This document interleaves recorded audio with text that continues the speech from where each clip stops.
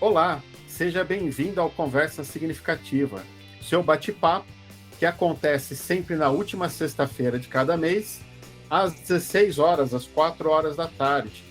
A ideia do Conversa Significativa é a gente criar um ambiente aqui onde aconteça um bate-papo que te ajude a motivar, a ter insights, a pensar em alguma coisa diferente, a tirar dúvidas, para começar um novo mês aí de uma maneira diferente, começar mais empolgado. O Conversa Significativa está com o apoio do Software Zen. Para quem não conhece o Software Zen, acessa lá softwarezen.me. É uma plataforma onde você vai encontrar várias conversas acontecendo o tempo todo, dentro dos fóruns, vídeos e tudo mais, que é feita por pessoas que estão no mercado, no dia a dia ali, criando conteúdo, trabalhando, colocando a mão na massa. É sempre muito conteúdo autoral, de qualidade, feito por pessoas que estão no dia a dia fazendo acontecer. A ideia do Software Zen é ser essa plataforma onde você vai crescer junto ali, vai conseguir entregar tudo o que precisa entregar no seu dia a dia, através desses conhecimentos, através dessas trocas que acontecem na plataforma. Se você não conhece, vale a pena conhecer, softwarezen.me. E além do Software Zen, a gente tem o apoio também da InoveFlow. Se você precisa olhar para Business Agility, e eu acredito que todos nós hoje precisamos olhar para Business Agility, agilidade de negócios, né? Ou trocando agilidade por adaptação, fazer com que o seu negócio seja capaz de se adaptar às necessidades do mercado, se adaptar à necessidade dos seus clientes, fazer a transformação que precisa ser feita.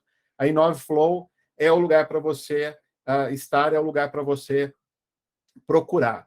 E o número 9, flow.com. Inoveflow.com. Vai ser um prazer conversar com você, vai ser um prazer falar com você sobre Business Agility. E é isso daí. Temos umas novidades agora. O pessoal estava me falando assim, pô, eu estou vendo um vídeo lá no YouTube e aí eu perdi a chance de conversar com a pessoa, achei um assunto interessante, mas já foi. Então, a gente criou um canal agora no WhatsApp para que a gente possa interagir depois desse momento aqui ao vivo. Esse momento aqui ao vivo é muito bacana para tirar dúvida. Então, quem está aqui no presencial, levanta a mão, abre a câmera, abre o microfone, interage. Poxa, eu não vou conseguir abrir a câmera. Coloca lá no chat devagarzinho, a gente vai lendo também. Mas o ideal é que vocês consigam abrir a câmera e bater o papo aqui, aproveitar todo o conhecimento que o nosso convidado tem. Esse grupo no WhatsApp, pintou uma dúvida depois, está assistindo o vídeo, está assistindo a gravação, entra lá também e vocês vão ter acesso. Eu vou colocar aqui agora o link para vocês, quem está aqui no ao vivo, vou colocar aqui no chat, ó, pode acessar lá o grupo do Conversas Significativas, e você já está aqui no chat, e você que está vendo no vídeo a gravação, vai estar lá na descrição aí do vídeo no YouTube, você vai encontrar também o link para o grupo, é só entrar, é só acessar, é só participar da comunidade. O Alisson vai estar lá também, e aí no tempo dele, devagarzinho, de forma síncrona, essa conversa pode acontecer. De forma síncrona, só para quem está aqui no ao vivo. Ótimo. Já falei o nome do nosso convidado aqui, que é o Alisson Vale. Eu olho para trás e o que eu percebo? Eu percebo que tem duas pessoas que sempre foram me ajudando a crescer nos últimos 14, 15 anos. Eu acho que tem alguma coisa mais ou menos no sentido de que eu encontro sempre um tema novo, um assunto novo, com o Alexandre Magno ali. Eu encontrei em 2008 o Scrum, o Ágil ali, com o Alexandre Magno, fazendo curso de Scrum com ele. E depois eu fui descobrir outras coisas e me aprofundar nesses assuntos com o Alisson Vale. E agora eu acho que aconteceu algo muito semelhante, né? Eu descobri ali alguma coisa sobre complexidade, sobre Kinevin com Alexandre Magno, e agora depois eu fui para uma profundidade, para uma outra conexão, com outro momento ali, com a Alisson ali. Então, eu acho que eu tenho isso. São duas pessoas que me acompanham nos últimos 15 anos, aí um pouco neste lugar, assim. Mas hoje a gente veio falar de um assunto que não é complexidade. Quem me acompanha aí sabe que eu gosto de falar bastante disso. Hoje a gente veio falar de um outro assunto que é tão importante quanto, que também tem sua complexidade, que é a manutenção de software, com o mestre Alisson Vale. É um prazer ter você aqui, Alisson. Queria que você falasse um oi aí, se apresentasse rapidinho para quem ainda não te conhece.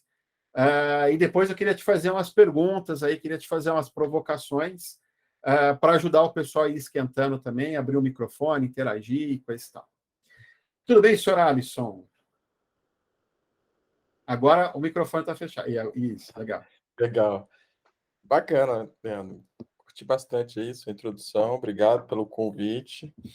Obrigado por ter sugerido, né, até o tema, né, porque esse é um tema que a gente não costuma falar muito, não tem muita gente falando sobre isso, e é bem esquisito, né, porque acontece tanto, é tão comum, né, e é uma pauta que realmente não vemos muito acontecer. Então, assim, eu criei há uns 5 anos atrás esse curso, não sei se foi uns 5, por aí, mais ou menos uns 5 anos,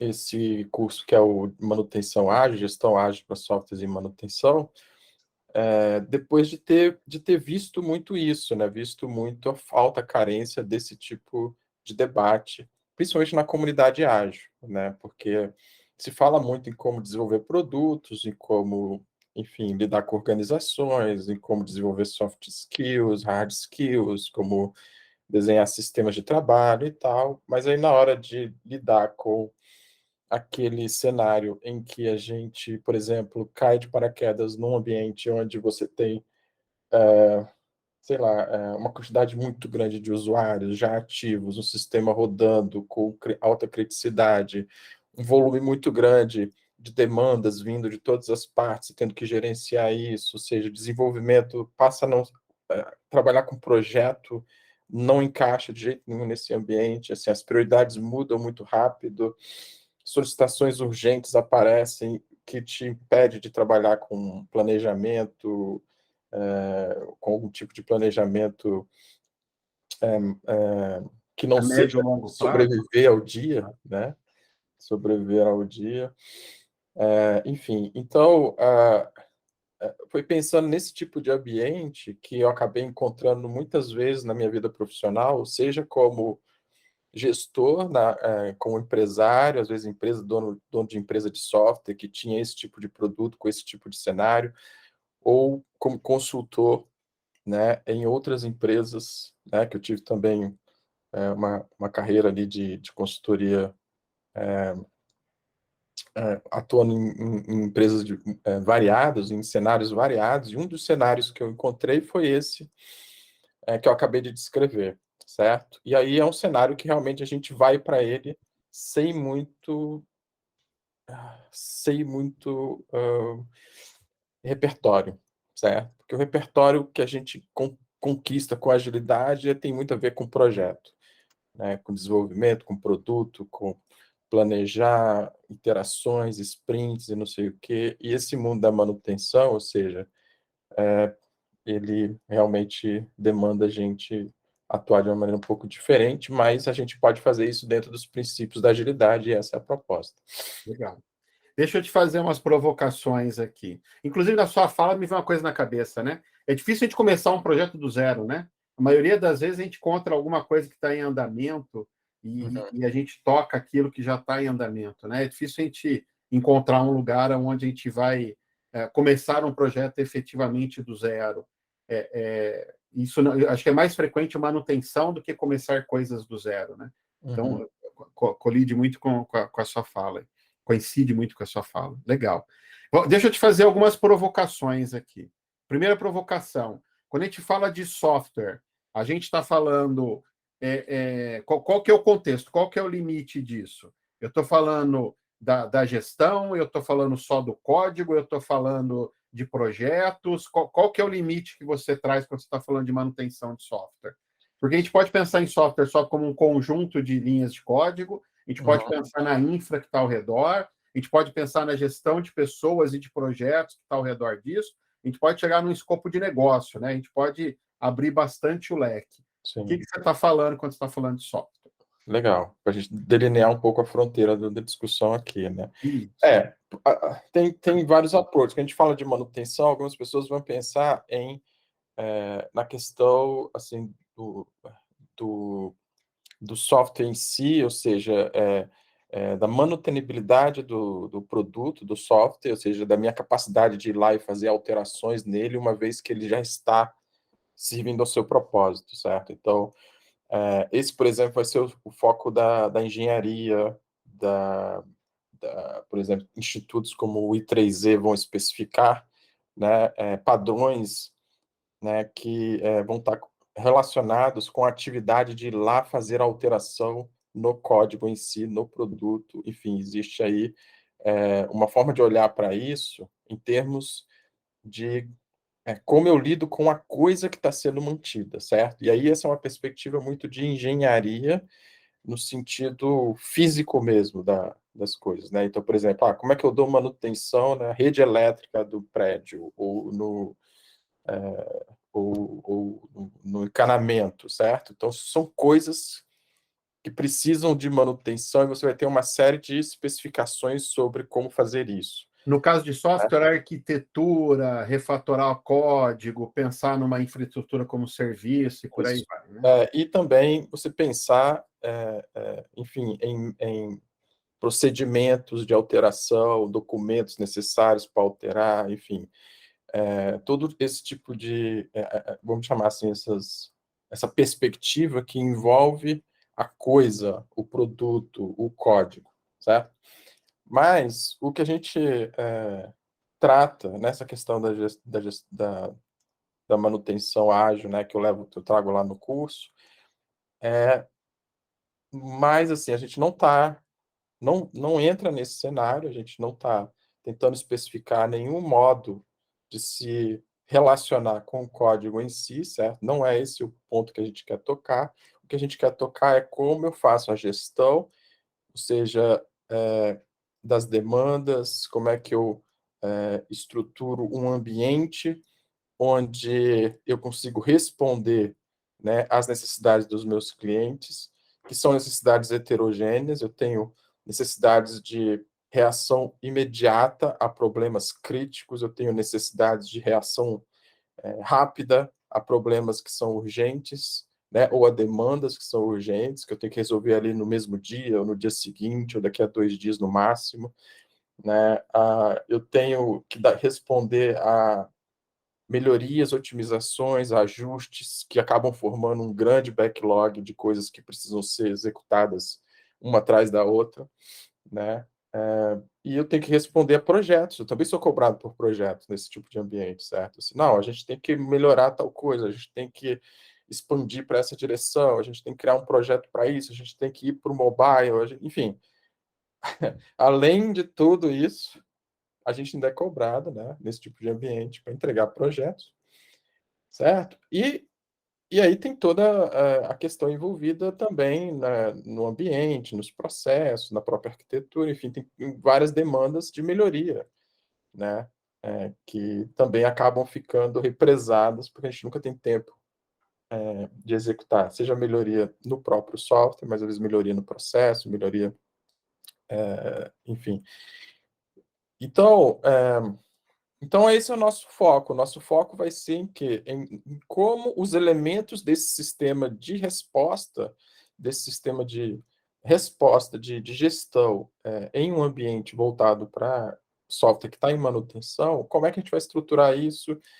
Ou seja, quais são qual é uma maneira uma maneira bastante útil e produtiva a gente olhar para esse tipo de ambiente de forma a organizá-lo, certo? Orientado ao propósito que ele tem, né? Que é manter aquela operação de negócio funcionando ali, né? Então, essa é uma das coisas que a gente normalmente começa lá no Que curso. você coloca em foco aí, né? Legal. Deixa eu te perguntar uma coisa aqui, ó. Joia, então a gente está falando um pouco de negócio, a gente está falando um pouco de como é que a engenharia vai conseguir responder, como é que ela vai priorizar e tudo mais. Então já me vieram duas perguntas na cabeça. A primeira pergunta é: quando é que começa a manutenção disso, então? Quando é que começa a manutenção de um software? Me parece que lá atrás, quando a gente fazia, que a gente pensava lá no código, fazia cascata, pensava no código inteiro, fazia o ML, depois fazia gestão de mudança, fazia isso, fazia aquilo, era claro o momento, mas a partir do momento que você entregava aquele grande projeto, qualquer coisa que viesse a partir disso já era manutenção. Quando a gente está falando de ágil, em que momento eu entro em manutenção? Como é que funciona isso? Como é que você vê esse momento que começa? No momento que eu estou saindo de um lugar e estou indo para outro? Uhum. Isso já é uma questão assim, bem importante que a gente já endereça logo no início, porque o que você tem? Você tem várias definições sobre isso, vários entendimentos. Pessoas diferentes vão te dar respostas diferentes sobre isso. Como é que começa a tratar o meu software como em manutenção? A gente vai falar, não, nunca, você está sempre desenvolvendo. Tem gente que vai falar sempre, não, desde o primeiro linha de código que você escreve já está em manutenção. Então você vai ter um monte de respostas. Como você falou, tem a resposta oficial, assim, digamos assim, de institutos de certificação que usam ou usavam o modelo waterfall, que era aquela cascata bem definida, né? Você começava no projeto, levantamento, especificação, né? A questão de implementação, aí testes, homologação, no fim colocava em produção e aí você tinha né? Você colocava em produção já tudo pronto, né? Então era aquele e aí ali nesse momento, né?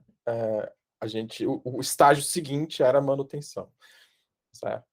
E aí, assim, pô, mas e quando vem a questão da agilidade, onde você está tentando antecipar os seus ciclos de feedback, tentando entregar software de forma frequente e tal, e aí o paradigma muda, né? Porque agora você coloca em produção de forma frequente, né? A cada sprint, a cada alguns dias, algumas semanas, enfim, você tem já uma rotina de colocar em produção. E aí vem a pergunta, tá, mas quando é que eu coloco, quando é que entra em manutenção, já que eu estou colocando em produção? É na primeira vez que eu estou em produção? É na segunda? É na quinta? É na oitava? Enfim, sabe? Qual é o momento em que entra em manutenção? E aí, de novo, vai ter muito debate sobre isso, muitas coisas e tal. Então, o que acontece? Essa discussão ela vai acabar caindo muito na questão opinativa de quem está ali tentando criar sentido sobre isso.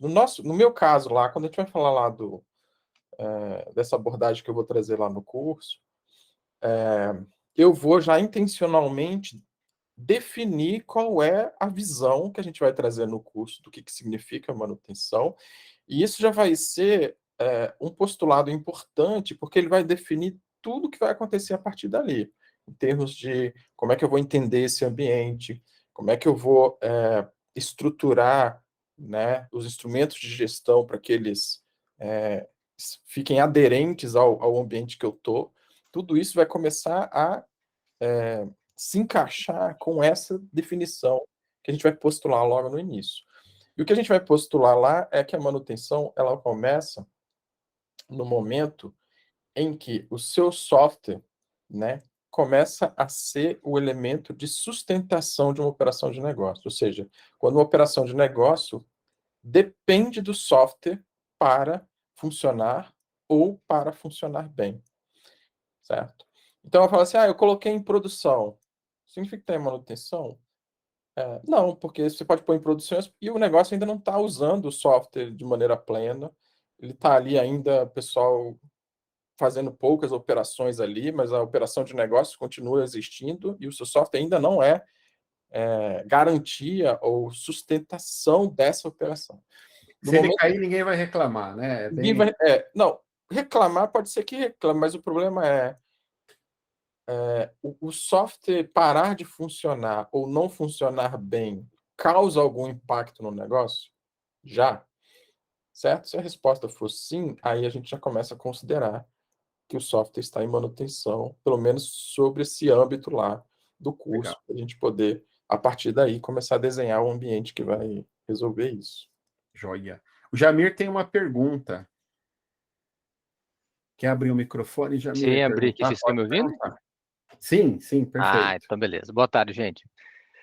Nessa questão que você falou, Alisson, de manutenção do sistema, eu percebo que em alguns lugares que eu já atuei, existe uma certa confusão em que momento ele realmente se transforma numa manutenção.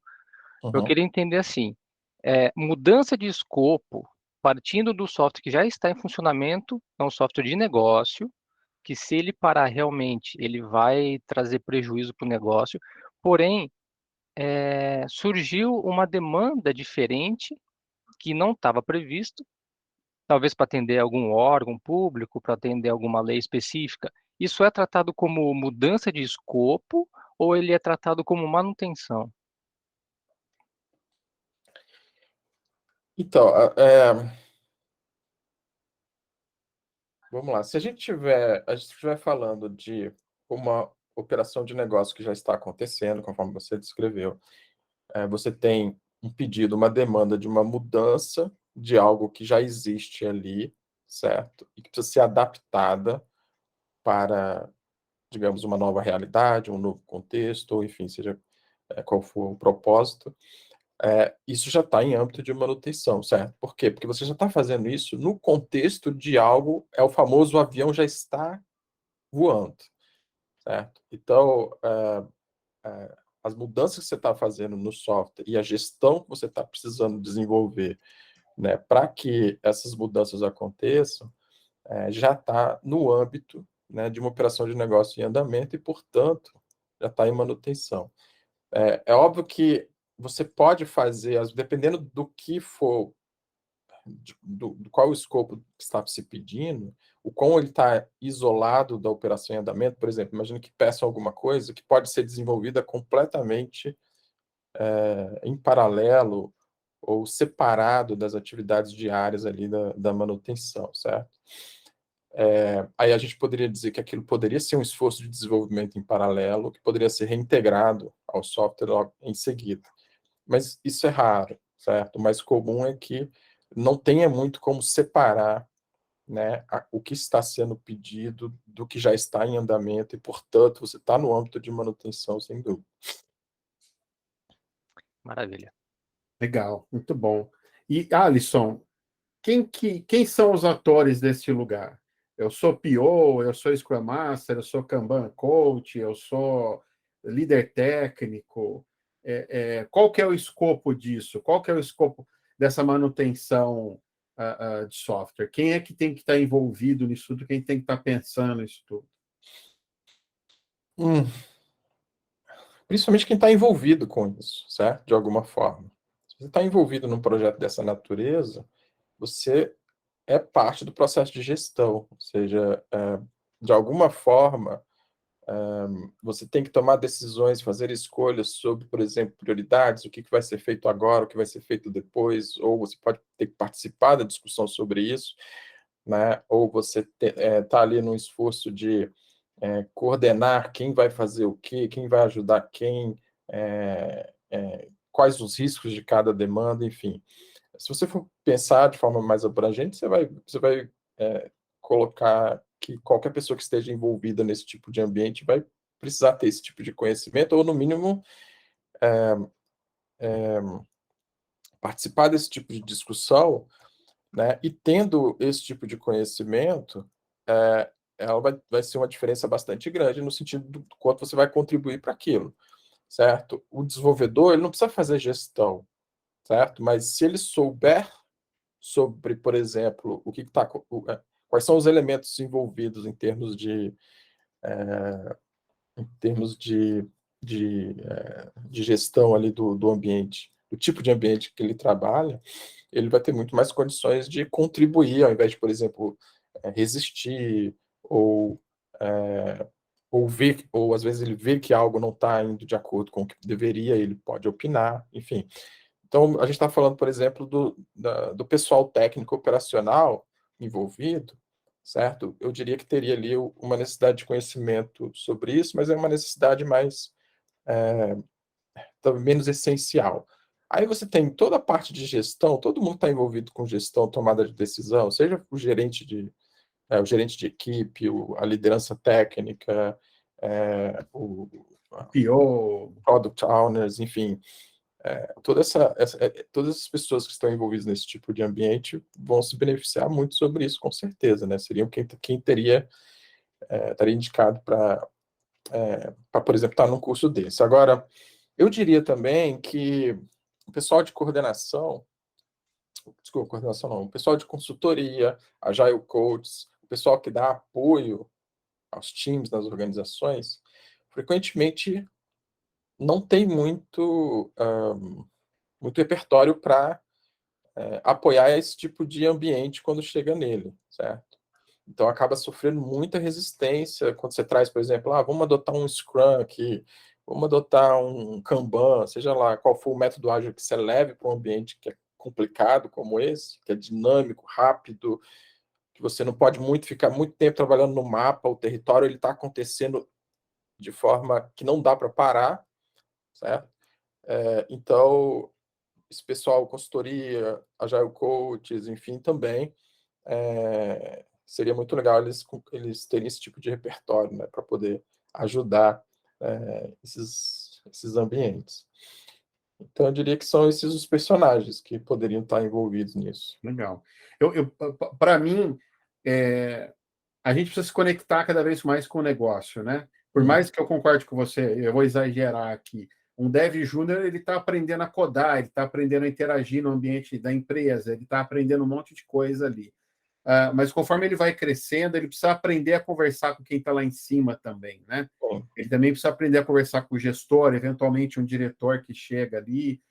A forma de comunicação, se a gente conseguir tornar essa forma de comunicação mais homogênea, vai fazer mais sentido esse diálogo para ambos, né? Eu acho que eu já tive alguns papos com você sobre o superpoder do cara que consegue conectar o papo de negócio com o papo técnico lá embaixo, né?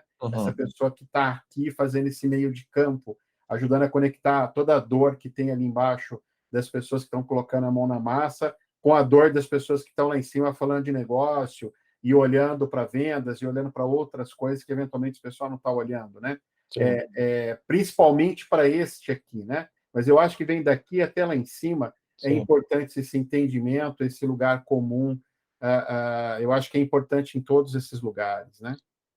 Legal disso que você está falando também é que a própria definição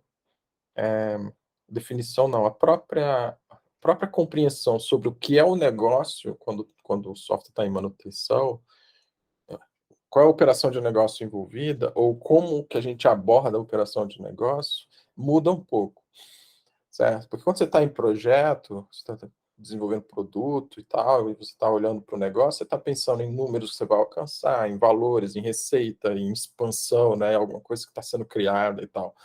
E na manutenção já tem algo acontecendo, certo? Tá algo girando ali, né?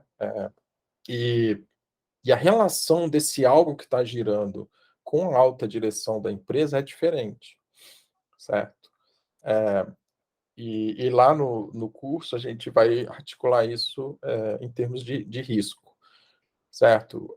Porque quando você tem um negócio operando, ele está girando ali, o que a gente... qual é, digamos, a postura essencial de gestão sob esse ponto de vista desse negócio vai ser uma postura de mantê-lo girando, certo? De mantê-lo no ar, de mantê-lo funcionando dentro das melhores condições para que ele possa ou se expandir ou se solidificar. Então, é uma postura muito orientada a risco, ou seja, quais são os riscos que eu tenho dessa operação parar de funcionar ou começar a funcionar mal e tal. Porque como a gente assumiu a premissa de que o negócio, de que o software está em manutenção, quando ele sustenta um negócio, no momento que ele falha ou que ele não funciona bem por qualquer razão, o impacto é direto no negócio, certo? Então, o mau funcionamento do software é um risco para o negócio. Então, o que você tem que gerenciar nesse momento não é mais escopo, que é o que a gente faz em projeto, sabe, pessoal? A gente costuma gerenciar escopo em projeto. Assim, eu diria que nem em projeto a gente deveria gerenciar escopo, certo? Esse é assunto lá para o outro curso de software design, né, da arte da gestão. Mas em manutenção, menos ainda, porque a gente está gerenciando risco, certo? E aí tem vários tipos de naturezas, categorias de risco envolvidas ali, que, digamos assim, é o que a gente tem que ficar olhando para manter as coisas funcionando e funcionando bem. Certo? O objetivo final é, cara, eu tenho que manter isso aqui funcionando e funcionando bem para todos os envolvidos. Então, como é que faz? Vamos olhar risco. Esse é o convite. Legal. Deixa eu cutucar algumas pessoas aqui, que o pessoal está tímido aqui hoje, Alisson. Eu quero provocar esse pessoal a falar. E aí Ju, eu vou te colocar de cobaia aqui, vou te cutucar um pouquinho. A Juliana é PO, e eu acho que você vive um pouquinho disso tudo, né, Ju? Você vive. Abre o microfone aí, interage comigo aí, fazer o povo perder a vergonha de falar aqui. Você vive um pouco disso, né? Você é cobrado aqui por um projeto novo, por uma entrega, você é cobrado do suporte, por que não priorizaram um bug, você é cobrado da equipe ali, que a equipe quer fazer, quer refatorar algum código, precisa fazer o upgrade lá de alguma coisa do banco de dados, precisa de tempo para interagir ali. Você vive esse mundo todo, certo? Esse é o mundo que você vive, o mundo que você está conectado. Conectado aí, certo?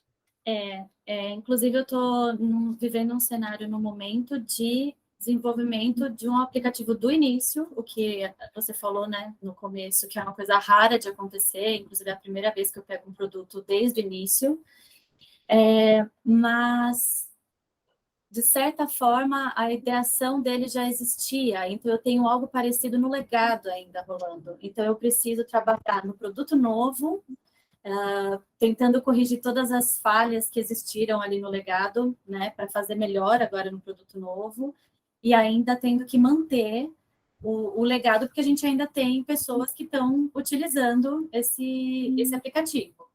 Então, nós não vamos, claro, desenvolver mais features novas, né, para esse produto legado, que aos poucos vai acabar morrendo, né, e as pessoas vão começar a utilizar o novo, mas os bugs aparecem, enfim, uma funcionalidade ou outra melhorada, digamos assim, para um cliente grande. A gente sabe que esse produto acontece muito, né? O cliente ele vem e pede uma coisa, mesmo sendo ali no legado, a gente precisa dar uma olhada, e ao mesmo tempo trabalhando com a construção do produto novo. Isso é um baita desafio, né? Porque se você não congela esse cara aqui, esse cara está andando, esse novo nunca vai chegar lá, né? Uhum. Ainda qual é o ponto, qual é o lugar que eu troco uma coisa por outra ali, né? Um baita desafio aí, muito bacana. O que você tem para falar disso, Alisson? A gente estava falando de riscos, né? Esse é um cenário bacana, é um cenário de troca, né? Eu preciso tirar porque está com uma tecnologia antiga, ou existe um entendimento que não vale mais a pena investir naquilo, a gente precisa começar algo novo realmente. Tem vários, você estava falando de riscos, a gente encaixa nesses mesmos riscos, são outros riscos. Qual que é a tua experiência nesse lugar? Acho que nessa questão, acho que o grande desafio é a estratégia de substituição, né? A estratégia de troca. Porque eu estou entendendo, assim, no caso, né, que a Juliana trouxe, você tem já uma estrutura de desenvolvimento ali dedicada para trabalhar na versão nova, e você tem uma estrutura de equipe, talvez, para manter, né, o software que está em andamento enfim, ajustar os bugs ou dar resposta ao que precisa, enfim. Então, você tem as duas coisas andando em paralelo. E, então, pode ser que o desafio não seja tão grande na questão da gestão do legado, porque ele já está funcionando, mais ou menos. Não está tendo muito estresse em gerir aquilo e tal, então, e o desenvolvimento a gente já sabe mais ou menos como faz, né? Vai seguindo ali, né, o padrão do desenvolvimento normal. Mas aí o que sobra como grande desafio é como é que eu troco, certo? Porque se eu for esperar desenvolver o software inteiro para trocar, talvez eu não troque nunca. Talvez seja mais um dos projetos, entre tantos, que não conseguem chegar no final, porque demora muito, o custo fica muito alto, aí de repente chega um momento que as pessoas desistem, né? Mas, então, por isso que é um grande desafio, porque esse seria um modelo, vamos dizer assim, como a gente poderia chamar esse modelo de, talvez, intuitivo, né? De, não, vamos substituir tudo, porque aí quando colocar tudo, nada faltará para os nossos usuários, né? E estaremos bem com o novo. Mas tem essa particularidade que, às vezes, não é clara para gestores de alto nível, para tomadores de decisão, certo? De questões técnicas envolvidas no caminho. Então, o grande problema é qual é a estratégia de troca, ou seja, qual é o momento que eu vou poder colocar um novo e começar a parar coisas que estão no antigo, certo? Isso tem que parar e pensar direitinho, né? O modelo que eu usei várias vezes e que funcionou muito bem foi o de troca, foi o de coexistência de dois sistemas. Isso nem sempre é possível, às vezes você está indo para uma plataforma completamente diferente, às vezes você está indo para o mobile e a aplicação anterior era web, certo? Às vezes você está indo para a web, se for web, às vezes até mais tranquilo, né? Mas, enfim, depende muito da questão técnica envolvida. Mas, em todos os casos, como isso já foi pensado desde antes, o que funcionou melhor foi a gente, desde o início, já tinha esse plano de troca estabelecido, ou seja, cada funcionalidade nova que era criada, a gente conseguia desligar a antiga e fazer os dois coexistirem, ou seja, é como se o usuário clicasse no sistema antigo, só que ao invés de abrir o antigo, abriu o novo já, com as coisas novas, e aos poucos as coisas iam sendo substituídas, né? Mas, assim, eu entendo que esse caso nem sempre é o que a gente tem, certo? Nas mãos, e aí fica o desafio de como fazer essa estrategização acontecer de uma maneira que a gente não põe o projeto em risco. Isso acaba não sendo discutido, né? É algo que todo mundo sabe que em algum momento vai ter que ir para a pauta, mas fica todo mundo ali, deixa alguém levantar a bandeira primeiro aí, né? E ele não vai para a pauta tão cedo ali. Legal. Você fala de riscos, né? Então, deixa eu te perguntar dos riscos de forma diferente. Você fala que existem ali 4, 5 riscos diferentes, correto? Quais são esses riscos, assim, rapidamente, assim? O primeiro risco é o risco de você criar um efeito negativo de alta seriedade na operação de negócio. Se a operação de negócio parar ou ela sangrar, certo? Ela para porque o seu software parou, isso é, por exemplo, uma coisa, ou uma funcionalidade importante dele parou.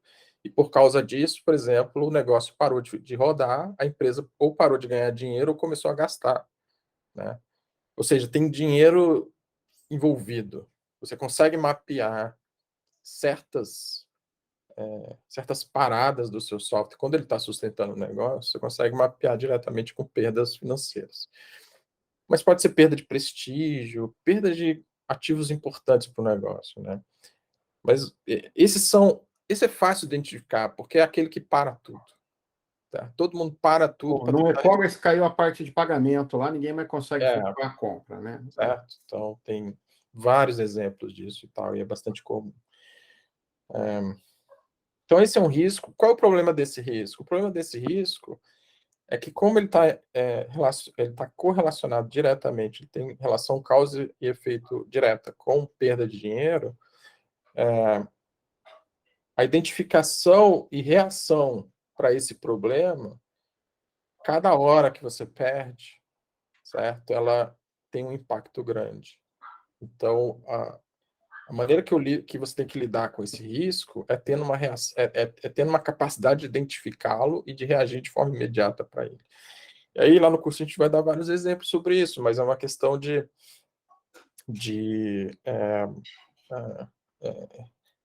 começar a mapear cenários que você sabe que tem no seu ambiente, que você está sujeito a risco daquilo acontecer, por exemplo, essa API com aquele outro software é instável, e se ela parar, a gente para as vendas. Isso aqui, se acontecer, enfim, tem várias situações que a gente já sabe, certo? Que existem ali, né? Que, enfim, estão envolvidas nessa questão desse risco. Isso é um, né? O outro risco a gente chama de o risco de resposta rápida, ou é um risco de você não dar resposta para o seu negócio no tempo adequado, certo? Então, assim, tem coisas que nossos clientes pedem para a gente porque o nosso software está operando no negócio, ou seja, porque a gente está envolvido, o negócio está dependendo daquilo. Tem coisa que eles pedem que não são dessa primeira categoria que eu falei, ou seja, que param tudo, que a gente precisa ir lá reagir e tal, mas que se você não der resposta ali no dia seguinte, ou no mesmo dia, ou em 2 dias, sei lá, se você não tiver uma capacidade de responder rápida, você vai sofrer, você vai ser cobrado, você vai receber ligação, alguém vai te dizer, por que você não parou aquilo, isso era importante, enfim. A gestão dessas coisas que não são interruptoras do trabalho, mas elas causam uma disrupção nas suas filas, certo? Então, ela vai para o início da fila, certo? Eu gosto de brincar que o primeiro é aquele que você falou primeiro, é o que você para de almoçar e vai resolver, né? Você está almoçando ali, você precisa parar de almoçar e resolver. O segundo, você pode terminar de almoçar, mas você vai ter que resolver depois, né? Imediatamente depois você vai ter que partir para a solução. O segundo, a decisão que você vai tomar é se você vai parar o que está fazendo para fazer ou se dá tempo ainda de esperar você terminar o que está fazendo para fazer. Normalmente dá tempo. Então, nesse segundo, dá tempo de você terminar o que você está fazendo, mas você vai ter que fazer. Pode terminar de almoçar e depois, né? Vai ter. Ou você pode terminar a tarefa que está no meio. A tarefa está fazendo, exatamente. Para fazer, certo? Mas ela tem a necessidade de uma resposta rápida e tal. Então, ela tem esse efeito, ela não te interrompe ali de forma imediata, mas ela interrompe sua fila. Legal. Certo? Ela entra... Deixa eu chamar outra pessoa que está aqui, que é a Laura. Tudo bom, Laura? Bom te ver aqui também. A Laura, Alisson, não sei se você conhece a Laura tem uma comunidade grande aí, ela tem feito alguns trabalhos aí para ajudar pessoas que estão em transição de carreira, algumas coisas assim. Aí você já fala até, Laura, o nome do teu pessoal que estiver assistindo aqui, que se conectar com isso, você já fala o nome do teu grupo lá. O Alisson trouxe uma coisa no começo lá, que foi... a gente pouco fala desses 2 primeiros riscos aí, né? Esses riscos, normalmente, quando vem, eu não sei se você concorda comigo, lá, vem muito no sentido de isso é um problema que eu vou ter, que chato isso, de novo isso. E não é que chato isso, né? Eu acho que isso é natural, ele existe, a gente tem que aprender a lidar com isso. Acho que o Alisson está falando aqui esse cara existe, como é que a gente aprende a lidar com isso? Mas eu acho que eu concordo com... Você que faz bastante workshop lá, que você que traz muita gente, normalmente isso não é falado, né? Você vê essa fala desses 2 primeiros itens? Eu acho que não, né? A gente fala mais do que está mais para baixo ali, que é projeto, é isso, né? Assim, você tá falando, nessa transição aí de um sistema de manutenção para outro, eu estava passando por isso, onde eu estava trabalhando, de um sistema totalmente monolítico, arquitetura, assim, totalmente difícil para a galera, e a gente vai trazer um novo sistema. E aí a gente teve que levantar esses riscos que normalmente não são falados, não. Parece que o mundo de Alice, aí é complicado, né? Porque quando você vai enfrentar a situação, todo mundo fica na casinha, todo mundo quer mudança, mas que não seja na minha casinha, né? Porque é difícil mudar, é difícil enfrentar os riscos, é difícil você botar a cara a tapa ali para sustentar as dificuldades que vêm. Porque é um sistema novo, é uma esteira nova, é uma estrutura nova, todas as coisas vão impactar, né? Enfim, nossa, estou adorando o papo aqui, primeira vez que eu entro aqui, queria agradecer o convite. O Ti Brand está aqui também, ó, o Ti conhece o Open Room, ele já ajudou a gente pra caramba lá, super, super parceiro. O Open Room Ágil é a comunidade que eu organizo um monte de evento, é uma bagunça por semana, uma delícia por semana, e a gente traz bastante profundidade e bastante discussão real. Leandro, você falou sobre esse ponto. Às vezes eu vou em alguns eventos, parece que todas as empresas são great place to work, né? Parece que não tem problemas, parece que ninguém assume riscos, dá vontade, juro. Às vezes eu vou R1 e R2 não existe aqui, você pode vir, né? O risco 1, risco 2, que o Alisson falou ali, não existe aqui, vem trabalhar aqui, que aqui é tudo exato, flor. Eu tenho vontade de ir nos eventos com o meu currículo, assim, ai, pelo amor de Deus, deixa eu trabalhar aí, porque as empresas são maravilhosas, né? É. E não assumem os riscos. Gente, Enquanto isso, né, Alisson, isso é natural, né? Isso faz parte, né? A gente tem que conviver com isso vai acontecer, né? Sim. Eu acho que esse é o grande segredo, né, Problema de Alisson? ambiente, problema de acesso, problema o estrutural ali, o nível operacional, às vezes o nível tático não está ali sabendo o que o time está apanhando ali direto, o que a galera está apanhando direto. E aí tem um intermediário ali que promete rios e fundos e 500 coisas e não considera as dificuldades e os riscos que tem reais de impacto de não conseguir entregar, entendeu? Eu sinto bastante. Muito bom. Como é que é o nome? Repete aí. Open Room. Open Room ágil. Open Room. Uma sala Legal. aberta, entendeu? É para todo mundo Legal. trazer. Joia. Tem vários eventos aí. É muito legal. E eu acho que é isso mesmo, assim. Eu acho que, Alisson, eu acho que é bacana trazer esse risco 1 e risco 2 para a pauta, porque normalmente as pessoas trazem isso como como algo que não deveria estar acontecendo. E é natural que aconteça. A gente tem que estar preparado para isso, né? É isso mesmo. Esse é um dos grandes problemas, assim, principalmente com desenvolvedores, né? Que eles ficam muito angustiados, né? Eu sou desenvolvedor e já fui por muitos anos também.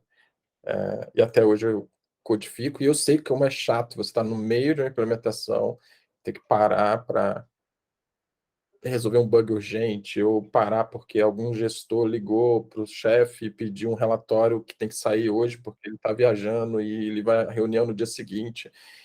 E até para o pessoal de gestão, né? Porque como é que eles justificam a produtividade menor do time que ficou envolvido com um monte de coisa né, e as pessoas não estão conscientes, né? Por exemplo, o gestor, sei lá, né, grande figura que ligou pedindo lá o relatório, ela não tem esse panorama de tudo que você está fazendo, de todas as outras pessoas que estão pedindo, ou a pessoa para quem você reporta também não tem esse panorama. É difícil você criar reportar isso de uma maneira que realmente as pessoas entendam, então então acaba ficando difícil você justificar uma produtividade X ou Y ou menor do time, né, dado que ele se envolveu com tantas coisas ali ao longo de uma sprint, por exemplo, né? Exato. E aí, no que você falou, por exemplo, na questão das interrupções, ou seja, na interrupção do seu trabalho em andamento, ou na interrupção de uma fila, né, no fura-fila e tal, o que nos angustia, isso só nos angustia porque a gente não está preparado para isso, a gente não está estruturado para receber esse tipo de demanda, a gente considera esse tipo de demanda como efeitos colaterais negativos que não deveriam acontecer, ou seja, tem algo errado no ambiente que produziu aquilo. Então, por exemplo, a pessoa que pediu o relatório está errada, ela deveria respeitar o nosso time box. O sistema não deveria ter dado esse erro, a gente deveria ter feito um sistema perfeito que ele não desse erro nunca, certo?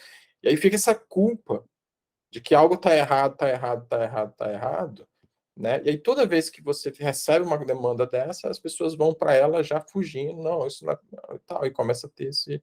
Muito bom.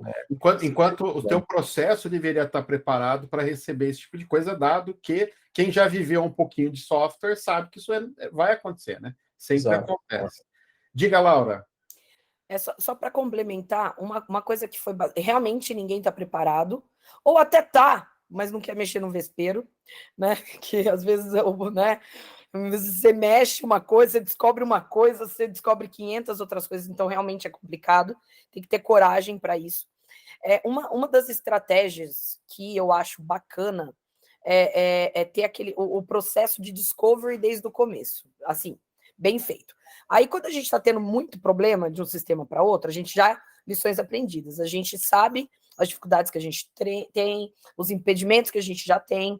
Então, na hora da estruturação de uma substituição, uma coisa que está sendo bem positiva, né, em alguns lugares que eu estou pesquisando a respeito, por exemplo, você tem o sistema atual, que ele precisa continuar até o novo ser construído, ele está ali, ele tem que estar em funcionamento, porque senão a operação para. E é caro. Se a operação não para, se a operação não funciona, fica caro para a empresa. Então, beleza. O que minimamente a gente precisa se preparar para esse momento de transição? Então, a gente secou o backlog não coloca coisas novas, mas a gente se prepara para algumas manutenções. Então, a gente tem, por exemplo, tem vários times. A gente colocou um time para focar mais nesses expedites que vêm, nessas coisas que vêm ali, esses bugs que vêm. E tem outros 2 times também dando um certo suporte para essa operação aí, que ainda está em andamento, essa manutenção, ao mesmo tempo que o time de upstream está ali focado num bom discovery e mexendo nas feridas que a gente enfrentou antes. Então, para fazer essa transição de um sistema para outro, né, você tem que manter ele funcionando, o antigo funcionando, e trabalhar muito bem. Você não pode cessar a entrada de dinheiro que já Não pode. existe através daquele Você sistema não novo. sustenta a empresa. Ao mesmo tempo que você tem que colocar tudo isso em pauta, né? Isso. Alisson, eu acho que o grande ponto é esse, né? Eu acho que você trouxe o que a Laura está falando, acho que conecta com a tua fala anterior, no sentido de que a gente precisa colocar essas coisas em pauta, né? Isso tudo existe, isso tudo vai ter que acontecer. Não adianta a gente entender tudo isso como sendo um absurdo, como algo fora da curva, né? A gente tem que trazer isso para a pauta e entender que isso tudo é natural, acontece. O desafio é como estruturar um ambiente de trabalho em que você consiga dar resposta a essa realidade como um todo, e não ela segmentada. Né? Por exemplo, eu separo o sistema antigo do novo, eu posso separar, mas isso vai ter um custo, né? Que é da coordenação entre os dois, enfim. Mas existe eu não um separo ali. Quanto que o cara está colocando de esforço aqui, como é que a gente está filtrando as urgências ali, o expedite, enfim, o nome que você der ali para aquilo tudo, né? Isso, existe uma totalidade de assuntos, vamos chamar de assuntos, temas ou demandas, né, que correspondem àquela realidade e que, quando olhadas de forma separada ou geridas de forma separada, pode criar uma confusão. E aí a nossa proposta é reunir tudo e fazer uma gestão. Como é que eu penso num sistema de gestão que consiga comportar tudo isso que a gente está falando, dado que tudo isso eventualmente vai acontecer, né? Unir tudo. Legal. Zeca. Então, pegando o gancho aí nessa última fala, nessa questão da gestão, Alisson, onde é que você vê, que é inerente a questão, dado o mundo do software, não tem fazer um software de tal jeito que a gente não teria manutenção, é inerente pelo que a gente está vendo aí, né? Mas onde é que você vê que a gente pode mitigar, onde a gente precisa amadurecer mais nesse mundo para que se possa melhorar, né, essa manutenção de software? Onde é que você identifica? Porque você tem um curso lá que é o The Way to Software Mastery, até com Cloud, então você já identificou que tem alguma coisa aqui boa para fazer em software que a gente pode melhorar. Mas onde que você vê que está o gargalo, de sair o calcanhar de Aquiles? Está ainda na maturidade do desenvolvimento de software, está na questão de teste que a gente não está testando bem, onde que você vê que a gente precisa aí amadurecer, ou seja, para que possa mitigar um pouco aquilo que vai acontecer, mas que possa acontecer menos nesse mundo aí que as pessoas acham, não tem ideia de que não vai fazer point. Boa pergunta. Muitas vezes acho que é comum a gente fazer para a resposta óbvia, que é vamos criar teste, vamos fazer uma arquitetura bacana, ou o código tem que estar bem estruturado e tal. Por exemplo, se você quer evitar problemas relacionados aos riscos 1, né, pelo menos ao risco 1,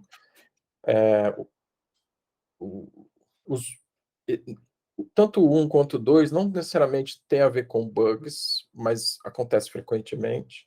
Eles podem ter a ver com outras coisas.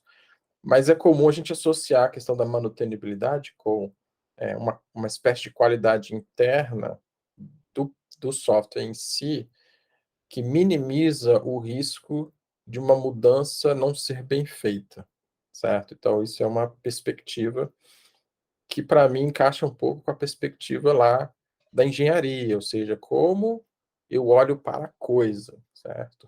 Que eu conversei no início, né? Eu quero manter...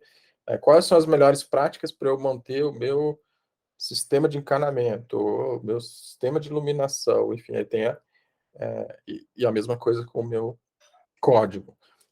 Agora, no âmbito de como a gente melhora a manutenção para que o ambiente de negócio, eu vou colocar dessa forma, o ambiente de negócio desfrute do software, use o software, se apoie no software de uma maneira segura e que o software esteja apoiando recorrentemente, ou seja, ele está crescendo junto com o negócio, isso não é um transtorno, certo?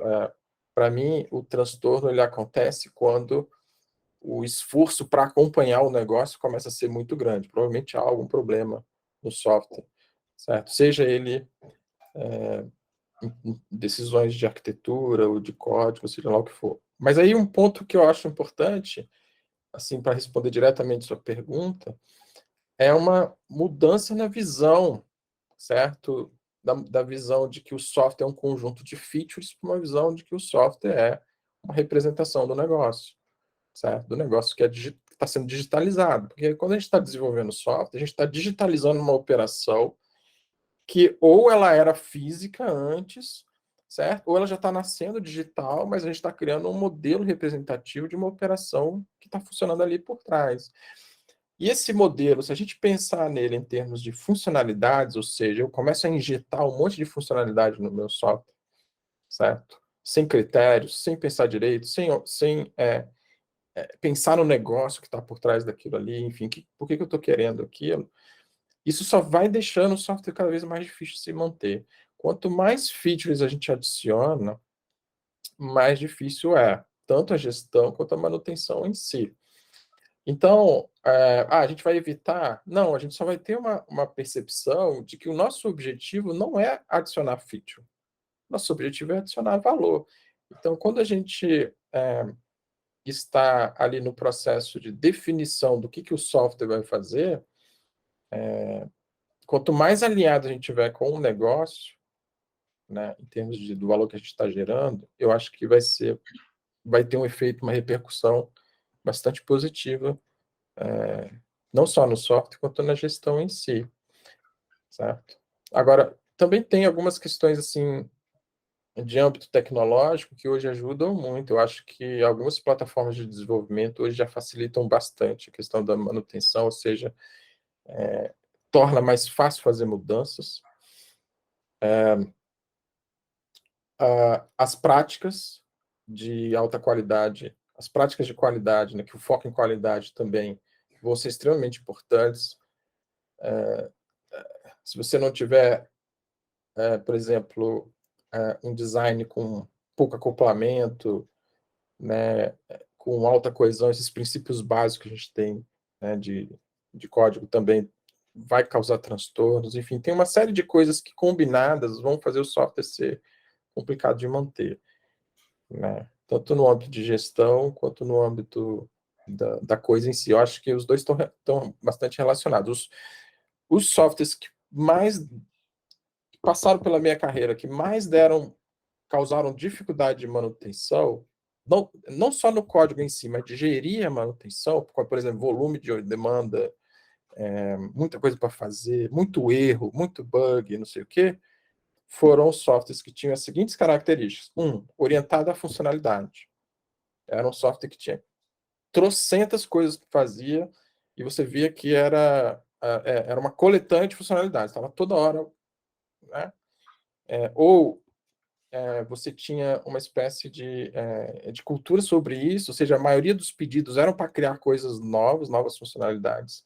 Então, você tem mais pedidos vindo de usuários que querem coisas do que de clientes que querem, né, que dá mais capacidade para o negócio. De resolver problemas de negócio, né? Do que colocar features novas lá. E você tem uma permissividade de aceitar tudo que vem, ou seja, não tem uma coerência de manter o software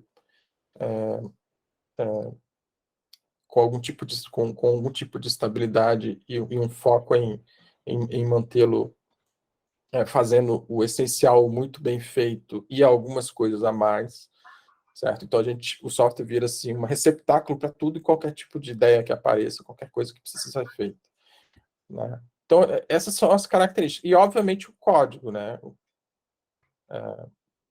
Quando as técnicas apropriadas não são usadas. A crescente do uso de software, né? Quando a gente está falando de web, né? Você tem hoje ali, você pensou que teu negócio vai ter que atender 1.000 usuários por vez, e de repente aquilo começa a crescer e você precisa atender 10.000, 20.000, 30.000 usuários, né? Você já vai ter que refatorar coisas, repensar a gestão, repensar uma série de coisas. Tudo isso está em movimento também. Lembrou bem, porque tem um impacto do design upfront, que é maior do que a gente imagina, tá? Porque o design upfront, ele faz com que você se comprometa com uma ideia sobre o software antes de se comprometer com o negócio em si. É o oposto do design emergente, porque o design emergente, o software ele vai crescendo junto do negócio, eles vão integrados, certo? Então você tem menos premissas, assim, você vai construindo o seu produto já emaranhado com o negócio, então eles vão se encaixando ali e vão crescendo juntos. Então, por exemplo, eu não vou agora, nesse momento que eu não tenho nenhum usuário, começar a pensar em um negócio para 1 milhão de usuários, certo? Eu posso fazer isso, às vezes, em situações em que realmente vai ser isso e tal, mas na maioria das vezes, isso é só um plano. A gente quer ter 1 milhão de usuários, não quer dizer que você vai ter, certo? Então, o software ele já começa gigante, né? Se ele já começa gigante, ele já começa todo cheio de necessidades. As necessidades técnicas que se relacionam a uma coisa que não é necessário em termos de negócio, começam a tomar conta das necessidades de negócio. Então, aquele software vai ficar meses, anos para ganhar corpo e sem nenhuma conexão com o negócio, a não ser no fim. No fim a gente vai ter, né, já nasce com um monte de microserviço para fazer um CRUD, né? Exagerando aqui, né? O logaritmia, por exemplo. Né? Por exemplo, você começa a pensar em uma arquitetura cheia de coisas e não sei o que, porque eu tenho que ter escalabilidade, eu tenho que ter não sei o que. Então você traz os requisitos que você ainda não precisa para o início. Uhum. Muito bem. A gente está cheio de famosos aqui. A gente tem a Laura do Open Room, a gente tem o senhor Y Cabral, do Pipoca Ágil. Tudo bem, senhor Y? Liga o microfone aí, fala um oi também. Eu estou tudo tímido hoje aqui. Tudo bem? E aí, gente, tudo bem? Boa tarde para todo mundo. Boa tarde. Você já viveu tudo isso que a gente está falando, Y? Muito, demais. Só na Holanda, quando você foi lá trabalhar na Holanda, que você viu. Lá perto de Picardia, né? Um lugar distante, né? Bem distante. Ali no bairro era mainframe na época. Muito bem. Bom vê-lo por aqui. Valeu. Temos aqui o senhor João Paulo, que outro dia me mandou um áudio, né, senhor João Paulo? Tudo bem com o senhor? Senhor João Paulo Dias, liga o microfone também. O senhor João Paulo está todo sofisticado ali, microfone, coisa e tal. Me mandou um áudio outro dia falando de... Enfim, não vem ao caso aqui, mas era uma equipe ali no momento que devia estar se organizando. Tinham várias e várias pessoas discutindo ali e a equipe saiu do sério ali, né, João Paulo? Acho que foi alguma coisa assim, né? Não foi aí, né? Foi em outro lugar. Mas tem essa coisa de comunicação também, né, Alisson? Eu acho que o João Paulo está num lugar grande. Quanto maior a empresa, tem essa coisa da comunicação e das dependências, né, João Paulo? Você quer falar um pouquinho disso também? Como é que é essa coisa de... Eu estou num lugar que tem milhares de pessoas trabalhando, a empresa continua crescendo, a cultura está mudando a toda hora. Como é que é essa cultura nova que está emergindo? E aí, como é que ficam essas dependências? Tudo isso afeta a manutenção também. O engraçado, né, é que hoje, só para dar aqui um pouquinho de contexto, né, eu estou num cenário que a gente está em cerca de 6.500 devs, entre devs, arquitetos, enfim, né, e a gente está no mundo financeiro. E o que acontece é que é muito engraçado a gente ver que empresas grandes e pequenas têm um problema que, assim, não interessa o tamanho, você tem mais do que uma equipe de desenvolvimento à frente de todo mundo, né, coordenação. Como que você faz esse jogo acontecer, né? Obviamente que quanto maior, né, o portfólio de solução que você tem, mais complexo e desafiador se torna isso tudo, né? E aqui a gente tem muito desse desafio, né, de como a gente consegue, né, entre tantas pessoas, a gente conseguir entregar numa velocidade rápida, né, para o nosso modelo de negócio, features às vezes extremamente grandes e extremamente pequenos, né? E com isso a manutenção ela acaba se tornando uma dor latente, porque daí a gente percebe que temos, vamos assim dizer, aplicações que estão em níveis de maturidade diferente, e por causa desses níveis de maturidade diferentes, o lead time de entrega delas, né, impacta muito no negócio. Então, se eu tenho algumas APIs, né, no meio do caminho que já estão no fim da vida, a manutenção daquilo, construção de novos recursos é extremamente elevado, o custo é extremamente elevado, né, ao passo que aquelas que são mais recentes, mais novas, menores, às vezes, contextos micros, são muito mais rápidas, né, então tem muito desafio nesse sentido para a gente conseguir continuar escalando o negócio, além do que, né, e refazer partes do código, né, sessões inteiras do negócio, às vezes, são necessárias para a gente ganhar mais agilidade para o futuro. Então, basicamente, hoje, nesse mundo que eu tô, né, que eu vivo, e só apanho, né, o Leandro aí, coitado, né, recebe uns áudios de vez em quando aí de socorro, help me. Muito bom. É isso aí, dependência faz parte, né, Alisson? Acho que como faz parte o R1, o R2, né? Lidar com dependência faz parte aí do jogo. A gente tem ali, você falou do R2, tem o R3, o R4, o R5, dependência entra em algum desses lugares, como é que é? A dependência, ela vai acontecer no âmbito de fluxo mais, né? Se for uma dependência assim, de coordenação de atividades, ou seja, quem faz o quê, né?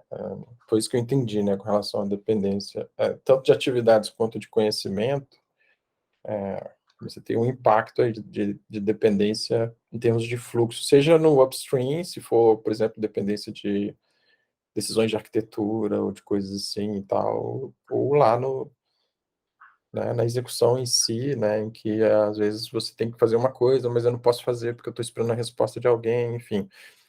Então, acaba indo para o caminho do fluxo ali, para fazer a gestão disso, né? Mas, em termos ali dos riscos, Leandro, o R3 já é o ponto onde a gente começa a falar do risco de você não atender uma programação de entregas, certo? Ou seja, você começa a mergulhar, isso é muito comum, né? Você começa a mergulhar no risco 1 e o 2, porque eles são tão frequentes, eles acontecem com tanta frequência, que você fica só mantendo o software no ar, mas ele não evolui em nada em termos de mudanças, ajustes, coisas que precisam ser feitas novas e tal.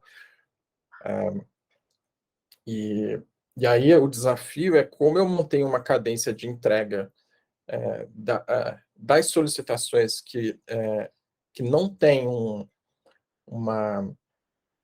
não tem esse perfil fura-fila ou interrompe a pessoa, sabe? Que tem um perfil, por exemplo, que dá para esperar uma programação, certo? Dá para esperar um agendamento, né? Então, e aí, nesse caso, essas demandas que acabam sendo muitas, né? Por exemplo, nos projetos em que eu vi isso acontecer, eram demandas assim de centenas de itens num backlog, certo? Que estavam ali represados porque o time só apagava incêndio, certo? Ou assim, são centenas de itens no backlog, mas o throughput do time não dá conta de abaixar, então ele está sempre devendo muito. Uhum. Aí o gestor... Por mais eficiente que o time seja em fazer entregas, ele está muito focado no R1, R2, eventualmente, e não está no R3.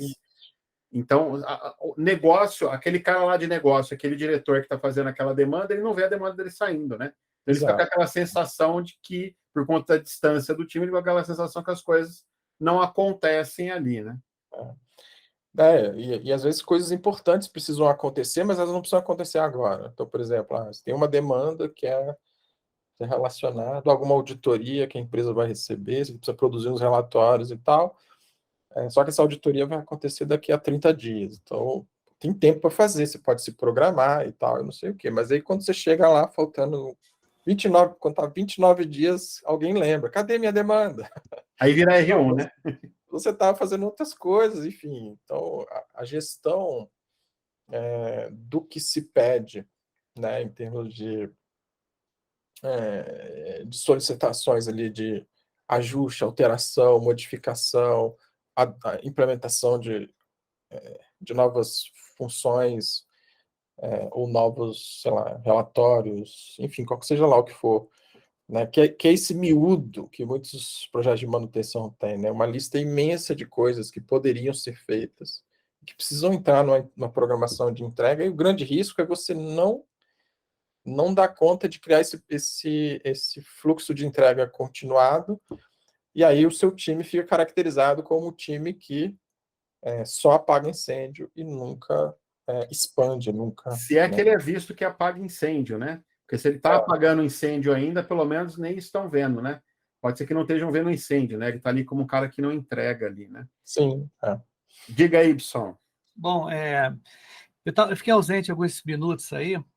É o seguinte, Alisson, eu não sei se eu peguei se vocês falaram sobre isso, mas eu estava justamente conversando com outra pessoa aqui, e ela falou assim, porque meus projetos aqui são híbridos, né, e tudo, a gente vai montar um PMO aqui e tudo. Aí eu falei com ela, mas vem cá, vocês já tentaram, ou estão tentando fazer um VMO?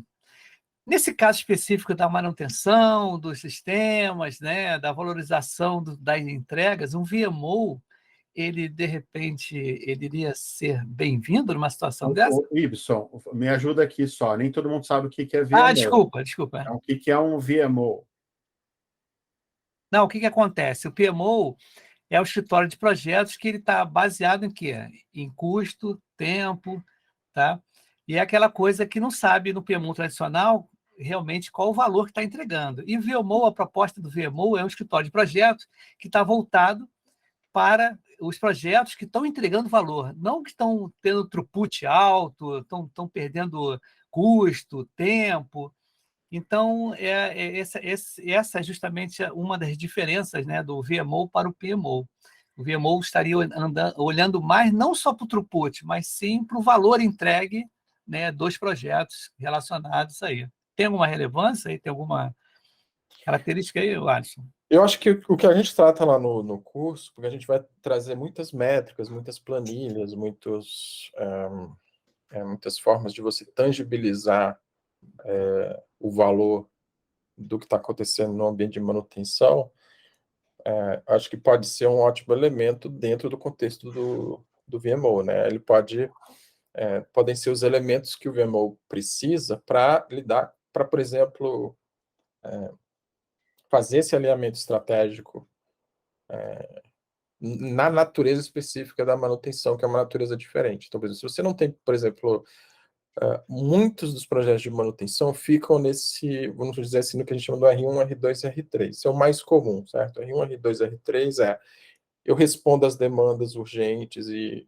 as prioridades, e também entrego modificações e pedidos, solicitações que vão aparecendo, mas, por exemplo, eu não dou conta de fazer projeto. Se alguém me pedir um projeto novo aqui, para isso, assim, vai ser difícil, porque eu já estou atolado com essas três coisas.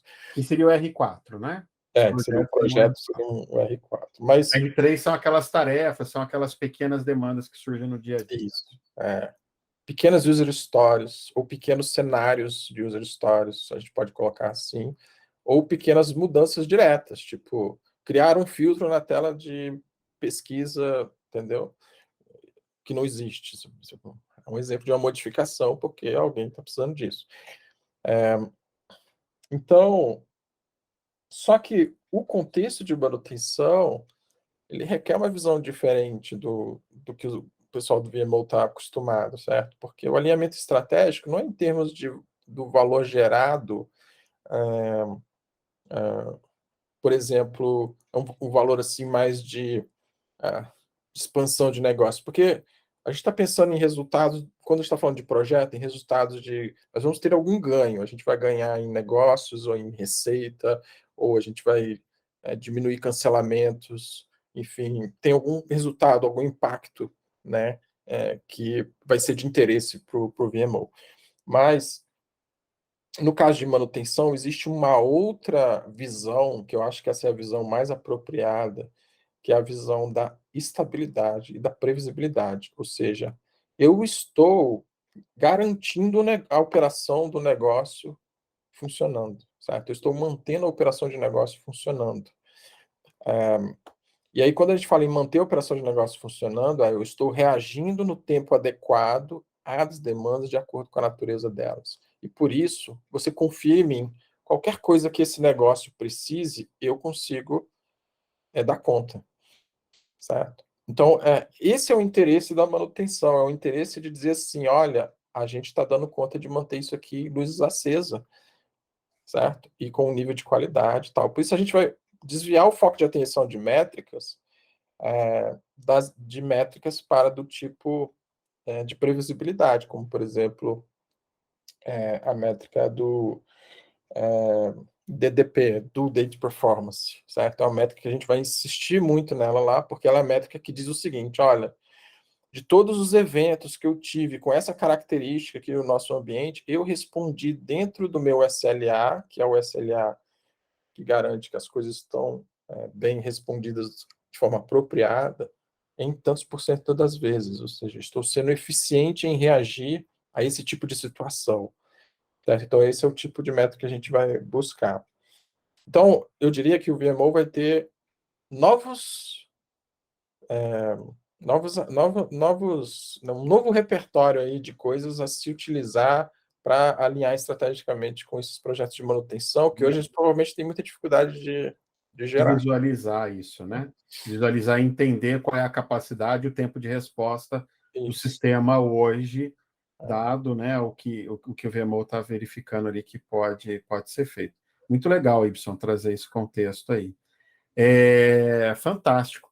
Alisson, a gente está chegando aqui, já passamos de 1h20 aqui. Eu queria te fazer uma pergunta, senão vai ficar todo mundo na dúvida aqui. A pessoa vai passar o fim de semana se remoendo aqui, ó.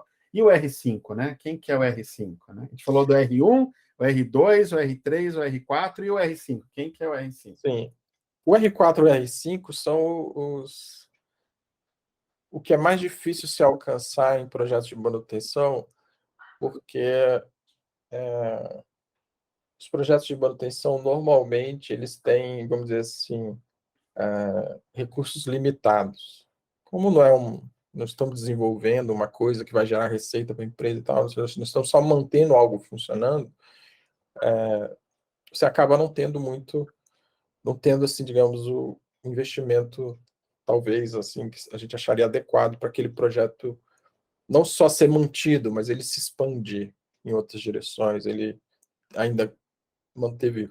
Para algumas empresas, realmente, essa expansão ela pode ser lenta, ela pode ser feita de outras formas, sabe? Você pode fazer prints de novos segmentos de produtos, sabe? Então, o R4, ele não é sempre que a gente chega lá. Mas se chegar, seria o ambiente dos projetos. Ou seja, como que eu introduzo um projeto dentro dessa gestão de manutenção? Ou seja, eu tenho que fazer um projeto novo aqui, de uma coisa completamente nova no software, que já está no ar, que já está em manutenção, o código é o mesmo, a equipe é a mesma, e eu tenho que ir lá fazer aquilo acontecer. Eu preciso, por exemplo, fazer um mobile, um app, e aí eu vou ter que criar um conjunto de APIs ali, é um projeto para criar um conjunto de APIs que esse app vai estar consumindo, por exemplo. Por exemplo, pode ser isso. Mas pode ser simplesmente de funcionalidade mesmo. Agora que a gente quer atender o mercado, a gente tem um produto. Criar um módulo novo ali do sistema. Tem um módulo novo para fazer, ou tem grandes situações que têm que ser previstas, que a gente ainda não atende. Então, seria isso. E aí, o risco aí é de você se manter estagnado e o seu software morrer, porque ele não se expande, né? A necessidade do cliente muda, os concorrentes estão trazendo coisas novas, e você está ali parado, né? O R5 é a famosa melhoria contínua, ou seja, são as coisas que eu faço de forma continuada e disciplinada para manter as coisas estáveis, para manter a manutenibilidade. Por exemplo, esse tema que o Zeca trouxe, né, é um tema caro para o R5, porque o R5 mantém as coisas bem estruturadas internamente. E normalmente o R5, o problema é que ele só tem valor imediato e direto para quem está trabalhando ali naquele ambiente. Para quem está recebendo o resultado daquele ambiente, o R5 não aparece. Ele é até um estorvo, né? Porque você parou a equipe para fazer melhoria, né? Você não está entregando feature, né? Você não está corrigindo bug. Ele pode soar até como estorvo, né? Então, o R5 ele tem um problema de disciplina. Como eu me disciplino para manter isso, certo? E como eu consigo conciliar o trabalho que precisa ser feito natural com esse trabalho de faxina que eu tenho que fazer, de organização, de manter as coisas bem organizadas. Então, no 5. Deixa eu falar duas coisas aqui. Uma que o Zeca pediu a palavra, já te passo, Zeca. Outra é que se esse assunto te interessou, você está vivendo neste lugar, tem um curso lá do Alisson. Eu coloquei o link no chat aqui para quem está no ao vivo. Se você está assistindo o vídeo, a gravação do vídeo no YouTube, está na descrição do vídeo lá, tem o link para o curso. Nesse momento tem 10% de desconto, né, Alisson? No ao vivo aqui agora. É isso? Não sei, sinceramente, Leandro, eu não sei te informar, eu teria que entrar lá no site para ver. Eu acho que estava com 10%, correr lá, acho que ainda devia estar com 10% lá. Mas bacana. Mas quem gostou, tem um link aqui no chat, tem um link na descrição do curso. Vale a pena fazer, vale a pena dar uma olhada. Eu acho que é um lugar para se diferenciar, dado que esse não é um assunto muito discutido, e eu acho que tira as pessoas daquele caldeirão que você fica fervendo ali, porque te ajuda a organizar uma forma de pensar a gestão, de forma que ela consiga efetivamente atender ao dia a dia, né? Você trazer métricas que você pode ir conversar em outros lugares e explicar de uma maneira bem palpável ali o que tá acontecendo, a SLA, DDP, atender ali o que as pessoas esperam, né? Eu acho que isso é muito bacana para trazer novas conversas para a mesa. E com novas conversas a gente consegue devagarzinho ir adaptando a cultura e chegando onde a gente precisa. Diga, Zeca, você pediu aí a palavra. Duas coisas bem rapidinho, que a gente está aí no final, né? Time box é importante, né? A primeira, você falou no início, as pessoas que te ajudaram, né? E deixar um depoimento aqui, deixar registradas que eu nunca registrei, é que uma das pessoas que me ajudou muito na minha formação é o Alisson, né? Porque depois que eu fiz lá o software Zen, cara, é outro planeta, outro mundo. Então, quem não fez ainda, a gente não faz isso para agradar, não. Confirmar os fatos, né? Esse é um ponto. O segundo ponto, eu não quis perguntar hoje para não desvirtuar do assunto, mas deixar uma sugestão aqui, Leandro, para a gente conversar um pouquinho sobre a inteligência artificial, né? O que ela vai ajudar a gente nesse mundo que a gente vive de complexidade, porque semana passada teve uma pergunta lá no grupo que eu participo, né, uma pergunta complexa até, de lidar com o time, meu time A é assim, meu time B é de outro jeito, uma pergunta relativamente complexa, que várias pessoas estão lá no grupo, a gente discutiu muito dentro do grupo, e eu fui fazer a brincadeira, falei, bom, esse ChatGPT aí, agora que eu não vai entender nem a pergunta, vou ver a resposta que vem. Cara, eu botei a pergunta lá, o que me surpreendeu foi a resposta, nem quero discutir a resposta. Foi boa, mas eu não quero nem discutir. Mas a capacidade que eu vi dele entender uma pergunta real, do mundo real, assim, complexa, de lidar. Então, assim, tem um amadurecimento que eu desconhecia da inteligência artificial. Acho que vale a pena, nesse espaço que você está trazendo aqui, a gente colocar esse tema aí na mesa, nessa discussão aí de manutenção de software, de pensamento sistêmico, do mundo que a gente está vivendo aí, de problemas, porque trazer algum especialista aí que possa dizer como usar isso, para a gente não ficar brincando ali, né? O que você acha disso, o que você acha daquilo? Porque já vi que dá para, assim, tem um caldo ali na inteligência artificial. Dá outra conversa significativa, Tá. dá outro papo realmente. Eu acho que por isso que eu não quis perguntar hoje, porque eu acho que a gente ia a gente vai tirar longe. aqui o foco. Isso, Então, eu não sei se o Alisson quer falar alguma coisa a respeito disso. Cara, eu mantenho uma aba do ChatGPT aberta aqui o tempo todo. eu uso o tempo todo, assim. Assim, às vezes é coisa de programação, às vezes é coisa de... eu já tive discussões filosóficas gigantes e profundas com o ChatGPT. Eu fico pilhado aqui, eu queria que ele conectasse logo com a Alexa, assim, que a gente usa muito a Alexa aqui em casa, e aí eu ia adorar poder fazer essas conversas com a Alexa, assim, né? Você começa a sentir quão fechada ela é em algumas respostas, perto realmente do chat GPT. Mas, assim, duas coisas aqui, deixa eu falar. Uma, se você quer continuar essa conversa aqui, está aqui no presencial, tem o link lá para o chat, para o grupo do WhatsApp do Conversas Significativas, está ali, entre, acesse. O Alisson vai entrar lá, então dá para fazer outras perguntas para ele. Se você está vendo gravado, eu vou colocar lá na descrição o link também, lá do grupo do WhatsApp do Conversas Significativas, para você fazer parte, entra lá. Se alguma pergunta faltou aqui, de forma assíncrona, o Alisson, no tempo certo, ele responde lá. E eu queria falar uma coisa aqui sobre o chat, aproveitar e já fazer aqui falar de um bate-papo que eu vou ter com a Alisson de um outro assunto que tem a ver com complexidade. Estou colocando o link aqui no chat também, porque eu me lembrei disso aqui agora, porque aproveitar o gancho. Hoje eu estava falando com o chat GPT lá também. Eu estava lá, e estava eu e minha esposa numa discussão aqui, e a gente resolveu perguntar para o chat GPT qual era a opinião dele, olha só, né? Para ter uma terceira opinião ali. E quando ele foi falar de Kinevin, ele falou de 4 domínios. Ele falou, não, porque o Kinevin tem 4 domínios, são 5, não são 4 domínios, né?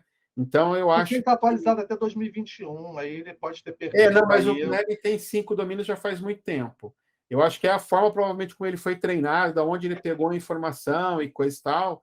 Então, eu acho que a gente tem... precisa checar as coisas ali também, sabe? Precisa ter um outro olhar ali. O Henrique Bastos fez um post no LinkedIn essa semana falando que ele começou a codar com o ChatGPT. Ele pediu para o ChatGPT criar um método ali em Python. HTML, né? Já vi também gente codando. Isso. E aí o Henrique Bastos ele foi refatorando. Ele falou assim, eu demorei mais tempo para entender como é que ele pensa e como é que eu tinha que pedir as coisas para ele, mas ele falou que chegou em alguma coisa ali meio sofisticada. Então, eu estou dizendo esses dois lados, né? Precisa checar as informações que tem ali, tá? Não dá para acreditar 100% fielmente que nada ali vai estar errado, porque você pode esbarrar com alguma coisa ali. Leandro, está me ocorrendo aqui. Eu fiz esse case que eu perguntei lá, eu botei no LinkedIn. Posso botar o link aqui, se alguém quiser dar uma olhada lá? Pode, por favor. Real, tá? Foi uma pessoa dentro de um grupo que perguntou. Eu estou despreocupado da resposta que ele deu. Eu fiquei assim... Tem entendido a pergunta. Isso aqui Hoje eu vi um link, hoje eu vi um post lá de um cara que pediu para... Ele queria que o ChatGPT criasse uma conversa entre o Darth Vader e o Yoda falando de ágil. É impressionante a resposta que ele deu. Assim, ele criou uma historinha brincando, inclusive, com o jeito que Yoda fala e os dois falando de ágil. Tá? Não estaria procurar de novo esse link lá no LinkedIn, mas é impressionante o que ele está fazendo, mas respira, né? Eu acho que quanto mais recente os temas, maior a probabilidade dele, digamos, não ser preciso, né? Mas eu acho assim que na questão da programação já é certo, assim, eu uso o tempo todo, assim, preciso escolher um framework de persistência para esse cenário. Eu vou lá e, olha, eu estou com esse cenário assim, assim, assado, e preciso escolher um framework de persistência para minha aplicação. O que você recomenda? Aí ele começa, olha, tem esse, ele tem isso, isso, isso, tem esse, ele tem isso, isso, isso. Ele começa a me dar várias opções e justificativa do que seria. E aí você vai conversando, falando, se eu escolher esse, qual vai ser a minha... isso vai afetar a minha performance? Entendeu? Você tem uma conversa como se fosse com um técnico especializado naquilo. Ou é o mais próximo que a gente pode pensar em termos de se relacionar com um especialista o mais genérico do mundo. Sabe? Especialista que conhece um pouco de tudo. Mas, por exemplo, essa semana, na semana passada, eu terminei de ler um livro chamado A Insustentável Leveza do Ser, do Milan Kundera. E aí, depois de terminar esse livro, fiquei com umas dúvidas com relação a alguns temas que ele traz, especialmente porque eu gosto de filosofia, né? E aí a relação disso com Nietzsche, que era bem clara ali no livro. E aí eu fiz a pergunta, qual é a relação da obra do Milan Kundera, A Insustentável Leveza do Ser, com a ideia a ideia do Nietzsche lá, a questão ética do Nietzsche. E aí ela me deu um texto, assim, top, certo? Mas aí eu peguei, a partir do texto, fiz outras perguntas, não sei o quê, e aí a gente acabou caindo em outros filósofos, então. Mas foi uma discussão extremamente rica, que enriqueceu bastante. Então, por exemplo, agora que a gente falou aí do VMO, né, o pessoal perguntou, será que tem um curso sobre isso e tal? Dá para você ter uma... Eu não sei se ela provavelmente não vai conhecer esse termo, mas um dia vai, a ponto da gente chegar lá e falar, vamos conversar sobre VMO, o que ele faz, como é que é, dê exemplos, certo? Vai ser uma pessoa que você vai poder, uma pessoa, você vai ser um meio de você bater um papo meio que você vai aqui. recorrer para poder Legal. fazer esse tipo de debate. Eu acho que 2030 não será igual a 2020, parece óbvio, mas eu acho que a gente vai ter uma diferença muito grande, questão de meio ambiente. Eu estava na praia agora, na cidade vizinha ali, 2 cidades para baixo ali, onde caiu 600 ml de chuva. Nunca antes no Brasil isso aconteceu, então acho que a gente vai ter mudanças aí. A gente vai ter mudanças na forma como a sociedade vai estar estruturada, como a tecnologia vai funcionar. Está aí o chat GPT, né? 2030 vai ser um lugar novo. Vamos ver como é que a gente se adapta nesse lugar novo. Aí, para não perder o gancho, Alisson, se eu entender os riscos ali, né? R1, R2, R3, fica mais fácil de me adaptar, né? Eu ir me adaptando aí às necessidades do mundo, brincando aqui, para fechar. Fica a dica aí do curso do Alisson. Está aqui no chat, está aqui no YouTube, eu vou colocar na descrição. E nesta terça-feira eu vou estar com o mestre Alisson falando de um outro assunto, uma palestrinha de última hora aberta para perguntas também sobre o Kinev. Então, se quiser bater um papo lá com o chat GPT sobre o Kinev e lá depois bater um papo comigo, com o Alisson, né? Aí conversa com 3 pessoas ou não, com um robô e 2 pessoas, enfim. Vai ser um prazer recebê-los lá. Na segunda-feira eu estou falando de Kinev também na hora do almoço com o senhor Ibson, certo, senhor Ibson? Então, isso tudo vai ser gravado, a gente coloca os links aí para vocês depois. Se você está vendo a gravação, está aí no YouTube, está aí nas redes sociais os links para isso tudo. Vai ser um prazer ver vocês nessas conversas. Foi ótimo. Você quer falar mais alguma coisa? Era isso, Ibson? Ou quer algum outro ponto aí? Não, tranquilo, achei beleza. E, inclusive, já tem uma pergunta no chat GPT que ele me respondeu maravilhosamente bem, cara. Estou rindo sozinho aqui, impressionante, cara. Muito bom, muito bom. É isso daí. Mais algum ponto, senhor Alisson? Mestre Alisson? Não, estou aí empolgado, porque a gente vai começar segunda-feira uma turma nova aí desse curso de manutenção. Acho que, sinceramente, é o único lugar que eu vejo essa discussão acontecer e eu não sei porquê, ou talvez eu não tenha procurado o suficiente. Mas... eu tendo a concordar com você e concordo com você também com a estranheza, porque é algo que é natural, acontece, né? Quem já viveu o software 2, 3 anos, pelo menos aí, e sabe que isso é natural, né? A gente deveria estar discutindo, né? Como discutir se vai chover ou se o sol vai nascer. Vai, né? É uma questão de tempo, vai, né?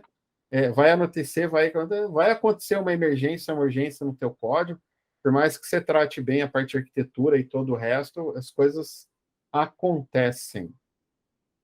E é isso. E uma última coisa, Leandro, é que é também um ótimo exercício de pensamento sistêmico, porque a forma como a gente sai para resolver essa situação é pensando sistemicamente, né? Então, a gente vai propor ali um conjunto de 5 subsistemas que, integrados, vão criar um sistema de resposta às situações que a manutenção exige, certo? Então, a gente vai trabalhar orientado a propósito, e isso vai fazer uma diferença bastante grande, né, no modelo de gestão que se adota. Então, a questão é só se você realmente tem essa situação ou quer conhecer mais sobre essa situação, porque é uma situação bastante é comum, né? E também é peculiar,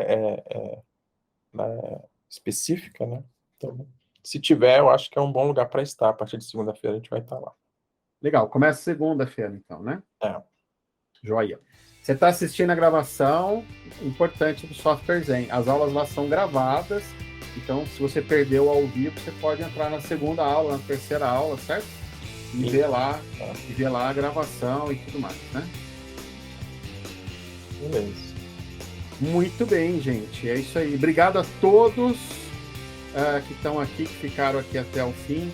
Laura, obrigado por estar aqui. Ibson, João Paulo, tem gente aqui que não abriu o microfone, o Marcelo, o Emerson, o Ricardo, a Roberta, mas obrigado aqui pela presença e as outras pessoas que estiveram aqui. Zeca, obrigado pela interação, obrigado aí pelo papo, pelas excelentes perguntas. Senhor João Paulo, muito bom.